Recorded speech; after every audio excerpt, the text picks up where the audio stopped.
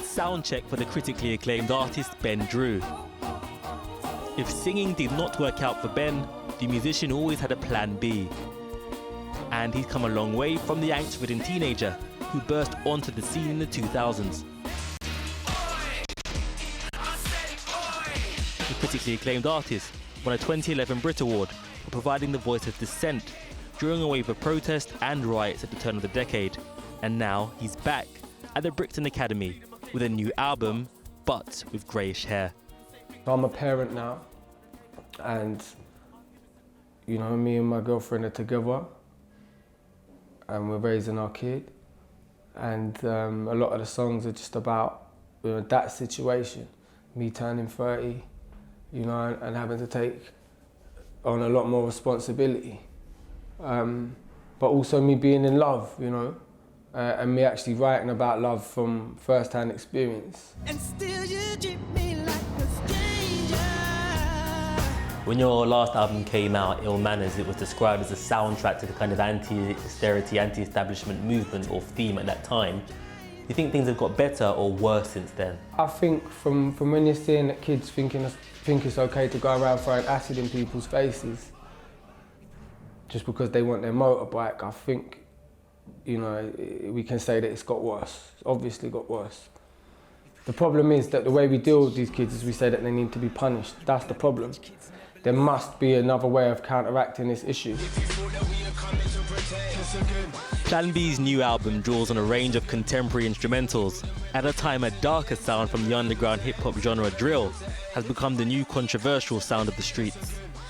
One item that's been blamed for the kind of rise of hostility on the streets has been the rise of drill music. Do you think that that has any responsibility whatsoever? Ain't nothing changed from when I come out and they was trying to pin it on me and say that I was the problem, when I was the complete opposite.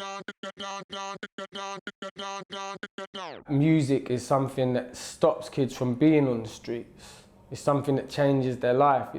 It's something that, if they've got music, they've got something to lose. And when kids that come from this world have got something for the first time in their life, when before they never had nothing, you think they want to lose that?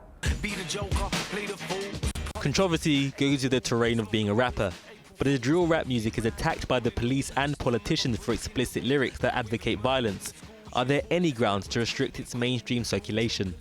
I will always, you know, regardless of how negative an act is or the negative things that they're saying, it's just words. It's just words.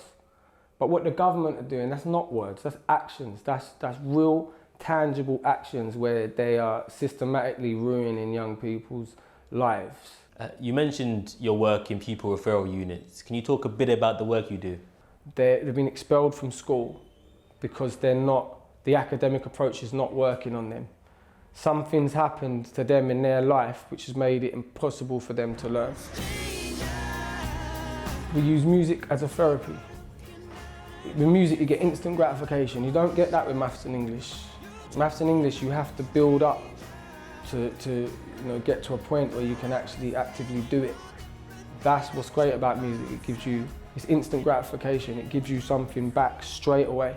The minute you pick up a drumstick and you start hitting the snare, you're getting something back. That's what Plan B hopes to do by personally funding a music teacher at the pupil referral unit he once attended when he too was kicked out of school. For now though, he returns to the day job, making music, powered by personal pain, and now, love.